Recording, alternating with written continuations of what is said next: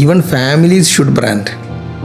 And now that is something again ചിലപ്പോൾ ഒരു പക്ഷേ ഫാമിലീസിന് ഉൾക്കൊള്ളാൻ പറ്റാത്തൊരു സംഗതി ആയിരിക്കും. ഫാമിലിനെ ബ്രാൻഡ് ചെയ്യേ.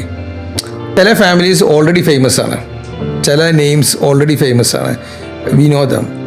ചില ഫാമിലീസ് ഗ്രോയിങ് ബിസിനസ്സുകളായിരിക്കും. ചിലപ്പോൾ നെക്സ്റ്റ് ഡെക്കേഡ്സിലൊക്കെ ഇനി ആ ഫാമിലി ആയിരിക്കും ചിലപ്പോൾ ഒരു പക്ഷേ ഒരു നല്ലൊരു പ്രോമിനൻറ്റ് പൊസിഷനിലേക്ക് എത്താൻ പോണത്.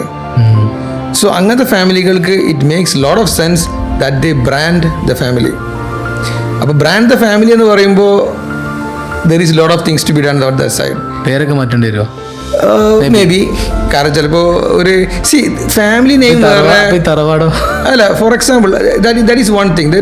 നമ്മളുടെ ഒരു ഹെറിഡിറ്ററി നെയിം ഉണ്ടാവും, അതാവണം എന്നില്ല നമ്മളുടെ public name. Just like trade marks.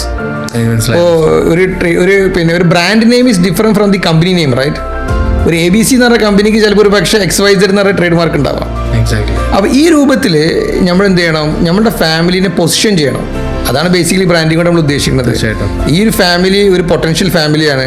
ഈ ഒരു family is A good family for partnerships, is A good family for relationships, is A good family for alliances, is A good family for JV എന്നുള്ള ഒരു brand image ഒരു കുടുംബത്തിന് ഉണ്ടാക്കാൻ പറ്റി കഴിഞ്ഞിട്ടുണ്ടെങ്കിൽ അവർ opportunities കൂടും.